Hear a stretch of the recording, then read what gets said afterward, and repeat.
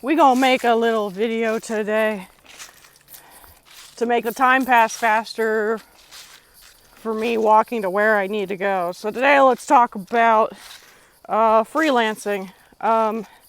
So it's no secret the job market is a dumpster fire full of shit that's also on fire. And so a lot of people are like, well, I can't find a job, so I just need to work for myself, right? Or you're getting a lot of people that can get a corporate job, but understandably do not want to, and I get it. And they're like, I'm sick of working for assholes, I'm sick of working for other people, which is totally fair. And they're like, I will be my own boss. Here's the thing though with that. It's great to be your own boss until you realize your boss is an idiot. So I have been freelancing. 2020 was when it started because I got laid off from a really shitty consulting company and obviously couldn't get another job because 2020. I've been freelancing on and off since then. But there was an adjustment period. I think the only reason I honestly made it through that 2020 period was because I had unemployment checks coming in, which helped quite a bit. But there was some discipline. I had to learn to kind of create something of a schedule for myself to be able to stay on track and get done what needed to get done. And, you know, it's really not for everybody. I think some people, and I don't mean this in the worst way, because these kinds of workers still have a lot of value, but I think some people really do better when they are kind of given a schedule and told, here's what you need to get done. Problem is America is we think that has to come with a bunch of abuse and stuff. We can't just give people things to do without getting it mirrored and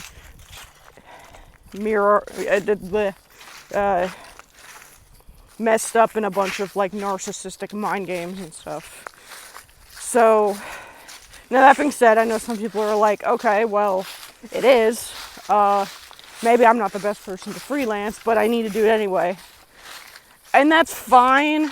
But what I recommend doing is try to go work for another freelancer first if you can. That's basically what I did. I mean, I was 1099, I was kind of freelancer name, but really I was just working for another freelancer that first year I was freelancing, and it worked out really well actually, and he was a good guy. Didn't agree with all his business practices or all who his clients worked with, but he was good to me. And so that's what I recommend for anybody that's like, I need to go work for myself because I don't have very many great other options. And be aware that first, especially year of work, is probably going to be a bunch of really boring ass shit you don't want to do. Not necessarily useless. And try to stay away from the really scammy stuff. You know, like going and writing fake reviews and stuff.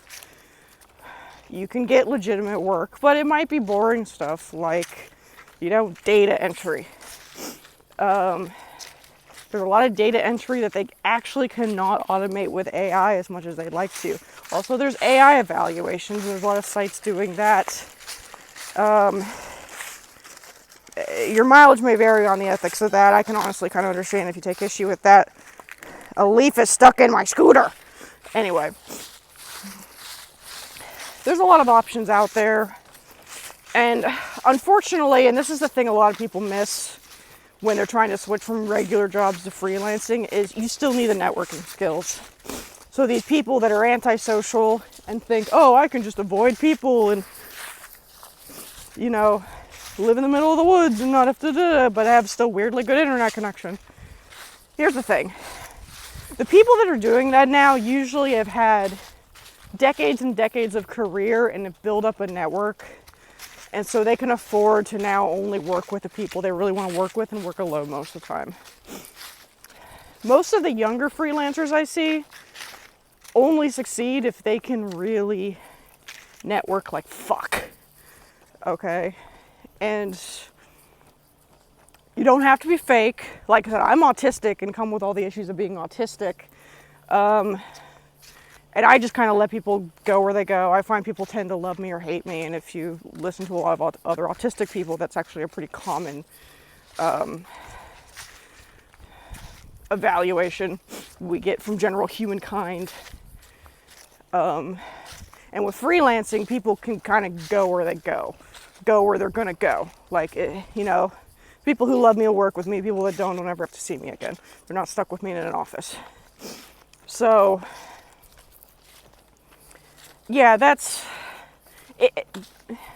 We really gotta be careful with this freelancing as a like magic silver bullet that's gonna free you from American capitalism. No, it's still capitalism.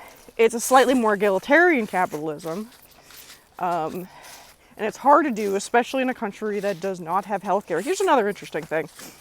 So the tiny DevOps guy, when he was like first starting out, I actually emailed back and forth with him. And I asked him, I was like, well, how is it freelancing over in Europe? Because he moved to the Netherlands from Kansas. He ain't Kansas anymore. I imagine that's a huge cultural jump. But I asked him, I was like, how's freelancing over there? And I was expecting him to say, like, oh, there's a bunch of regulation, the government gets in your fucking way and stuff, you know, like, kind of what you're typically taught as American. I'm sure it's still better, but he was like, no, actually, it's easier, because healthcare's just taken care of. I don't have to worry about that. It's just there. As or when when you freelance in America, unless you're under your spouse or parents, you're kind of just screwed. It is getting better. Look up the Freelancers Union. They're trying to solve that problem. But for the most part, you're kind of screwed. I'm under the ACA right now, and well, we know where that's probably going to happen with that. But even before, Orange Tan Jesus was in office, it was still like a, high deductible plan. So, it's better than nothing, I guess. And I get my prescriptions for free, but that's about it. And so, yeah, healthcare is going to be a messy one. And I think that's another reason a lot of people are looking towards freelancing, though, because it used to be like, hey, if you're going to freelance, you really need to deal honestly with that healthcare question. And some people would be like, you know what? Actually, maybe dealing with a kind of shitty boss is better than dealing with all that. And that's a totally fine, mature decision to come to. But since a lot of companies that even used to have good healthcare now have shitty healthcare, I get it. I get why it doesn't seem so much work now. But healthcare for a freelancer is a lot of work. And I wish people would be better about being honest about that. So, yeah, this is kind of an off-the-cuff video. Let me know if you people like this. Sorry, I'm so out of breath. Riding a kick scooter can be surprisingly good exercise, but a lot of exercise. Okay, bye.